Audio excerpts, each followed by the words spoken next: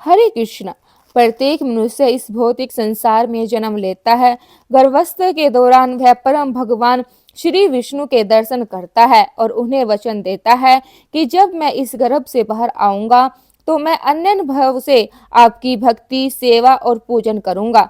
लेकिन जैसे ही वह शिशु जन्म लेता है, इस भौतिक माया के चक्र में फंसकर वह भगवान विष्णु को और परम आराध्य देव को भूल जाता है और फिर आरंभ होता है उसके कर्मों का चक्र।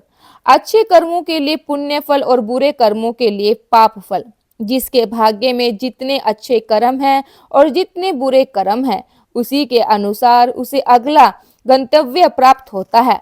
लेकिन इस माया जाल में फंसा हुआ मनुष्य कभी यह नहीं सोच पाता कि आखिर इस जन्म मृत्यु के चक्कर से सदा सदा के लिए मुक्त होने का उपाय क्या है। और इसी बात पर हमारे सभी शास्त्र और पुराण बार बार निषेध देते हैं।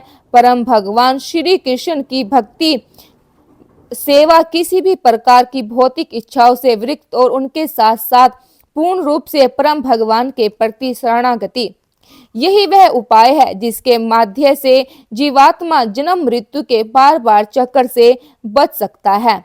इसी उद्देश्य के साथ इस समय सुंदर प्रातःकालीन माघ मास बेला में हम श्रवण कर रहे हैं माघ मास से जुड़ी हुई पौराणिक कथाओं का, क्योंकि यह माघ मास हमारे लिए आध्यात्मिक साधनों को दृढ़ बनाने का सुवर्ण योग है। तो चलिए हमारी इस कथा यात्रा को आगे बढ़ाते हैं और सुनाते हैं आज की माघ मास की पौराणिक कथा। इस कथा की पिछली कड़ी हमने सुनाई थी। 5 गांधर्व कन्याएं थी और वैसे योग वंश एक निर्मल सरोवर के पास आती है और वहां पर ऋषि कुमार को देखकर अत्यंत ही मोहित हो जाती है। लेकिन ऋषि कुमार अज्ञानी थे। वे ऋषि स्त्रियों की माया से बचने के लिए स्वयं को अंतर्ध्यान कर लेते हैं और चले जाते हैं। ऋषि कुमार को ना देखकर अब वे सभी कन्याएं विरह में तृप्त होते हुए अपने घर वापस लौटती है और उन्हीं की माताएं उन्हें विलंब हो आने के कारण पूछती है। अब देखते हैं कि आगे क्या हुआ। माता द्वारा बार बार पूछे जाने पर उन कुंवारी कन्याओं ने कहा, हे माता, आज कन्याओं के साथ सरोवर पर स्नान करते और खेलते रहने के कारण हमें समय का ज्ञान ही नहीं रहा। वास्तव में यह सभी कन्याएं अपनी माताओं का ध्यान अपनी ओर से हटाए रखने के लिए अलग अलग प्रकार की अनेकों बातें करने लगी। लेकिन उन सब के हृदय में उस ब्रह्मचारी ऋषि युवक पर मोहित थी, जो कि अदृश्य हो चुका था। वह वीर की अग्नि से जल रही थी। पृथ्वी पर पड़ी झटपटाती हुई मछली की भांति किसी से बातचीत नहीं कर रही थी। वे समस्त ओर से ध्यान को हटाकर एकाग्रित मन से ऋषि कुमार का ध्यान करने लगी। किसी प्रकार से उन्होंने रात्रि बिताई और प्रातः काल में जब वे उठी तो जल्दी से घर के बाहर निकली और आपस में बातचीत करके उसी सरोवर की ओर चल पड़ी जहां उन्हें वह ब्रह्मचारी युवक मिला था। वहां पहुंचकर उन्होंने उस सरोवर में स्नान किया, देवी गौरी की प्रतिमा बनाकर उनका पूजन किया और उसी समय वह ऋषि कुमार सदा की भांति स्नान और पूजा अर्चना करने के लिए उस सरोवर पर आए। उसे आता देखकर उन सभी कन्याओं के हृदय कमल खिल गए और वे बिना कुछ सोचे समझे विचार कर दौड़कर उस ब्रह्मचारी के पास जहां पहुंची, इस आशा से कि वह कहीं भाग ना जाए। उन सुंदरियों ने उसे चारों तरफ से घेर लिया और कहने लगी, हे प्रियतम, कल तुम हमें छोड़कर चले गए थे, मगर आज हमें तुम्हें नहीं जाने देंगे। स्वयं चारों ओर से उन सुंदरियों द्वारा घिरे हुए जानकर वह ऋषि कुमार चिंता में पड़ गया। उसने उन्हें भली प्रकार से समझाते हुए कहा, हे सुंदरियों, धर्म की मर्यादा को ध्यान में रखो। मैं तो अभी तक ब्रह्मचारी हूँ और वेद अध्ययन कर रहा हूँ। जब तक मैं गृहस्थ आश्रम में प्रवेश करने के योग्य नहीं हो जाता, तब तक मैं विवाह कैसे कर सकता हूँ। गुरुजनों का कथन है कि प्राणी को अपने वर्ण का और आश्रम की रक्षा करनी चाहिए और इसीलिए तुम मुझे वर्ण करने का विचार त्याग दो। अपने इस घोर घेर को तोड़कर मुझे बंधन मुक्त करो। मुझे स्नान के लिए जाने दो, विलंब हो रहा है।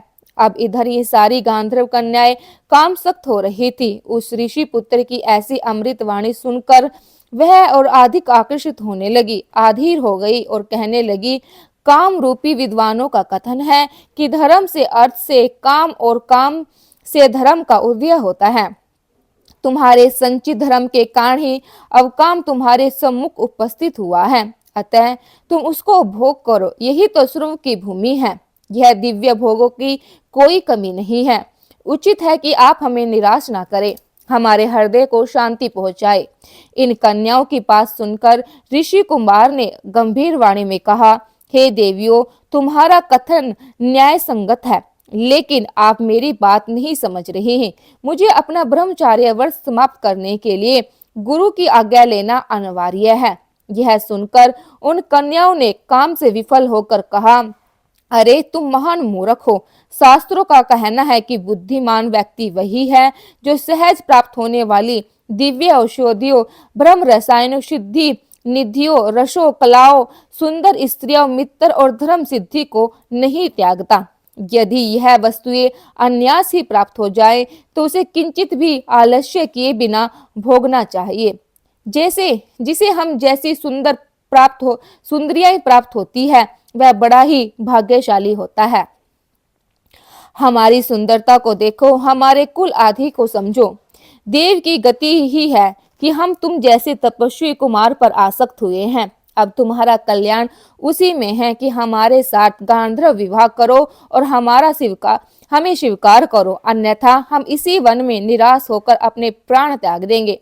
उनकी ऐसी बातें सुनकर धर्मप्राण ऋषि कुमार ने कहा, हे सुंदरियों, धर्म, अर्थ, काम और मोक्ष, यह चारों वर्ग विधि पूर्वक सेवन करने से ही प्राणी को उनका सुफल प्राप्त होता है। इसलिए जब तक मैं ब्रह्मचार्य व्रत पूर्ण नहीं हो जाता, मैं कदापि तुम्हारा वर्ण नहीं कर सकता, क्योंकि समय से पूर्व किया गया कर्म उसी प्रकार नष्ट होता है जैसे कि सागर में डाला गया एक लोटा जल। हे कन्याओं, इस समय मेरा मन धर्म में आसक्त है, अतः मैं तुम्हारी इच्छा की पूर्ति नहीं कर सकता। ऋषि कुमार की इस बातों को जानकर अपनी काम वासना से मद हुई युवतियों ने अपने हाथों को जोड़ दिया और सब की सब एक होकर उस ऋषि कुमार से गले लगने लगी। प्रमोदिनी ने उसके चरण पकड़े, सुशीला और शुभ्रा ने उसकी दोनों भुजाएं और जकड़ कर पकड़ कर लिया।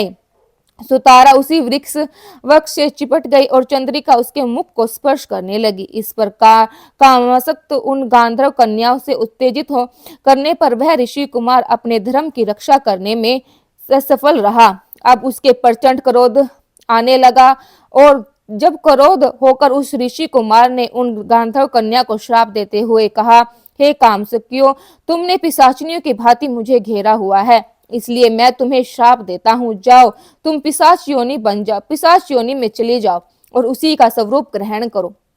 इस श्राप को सुनते ही वे सारी की सारी कन्याएं छिटकर दूर हो गई और क्रोध में आकर कहने लगी, हे पापी, हम निरपराध कन्याओं को तूने यह श्राप क्यों दिया? तू धर्माज्ञा नहीं है, जो प्रिय और अप्रिय कार्य का भेद नहीं समझता।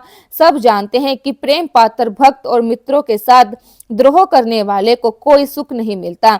जैसे तूने हमारे साथ किया है, उसका फल तुझे अवश्य ही प्राप्त होगा। इसलिए हम भी तुझे श्राप देते हैं, तू भी पिशाच हो जा। इस प्रकार परस्पर श्रापों का आदान प्रदान करने से वे कन्याएं पिशाचनी बन गई और वे ऋषि कुमार पिशाच बन गया और उसी सरोवर के तट पर निवास करने लगे।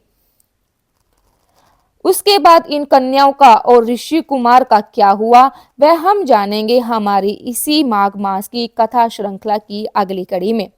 कल प्रातः आपको हमारे चैनल पे अगला पार्ट आपको मिल जाएगा कथा का। कथाएं आपको कैसी लग रही है, हमें कमेंट बॉक्स में जरूर बताइएगा। वीडियो को पूरा देखने के लिए आप सभी का बहुत बहुत धन्यवाद। कथा को कभी भी आधा अधूरा नहीं छोड़ के जाना चाहिए, हमेशा पूरा सुनना चाहिए।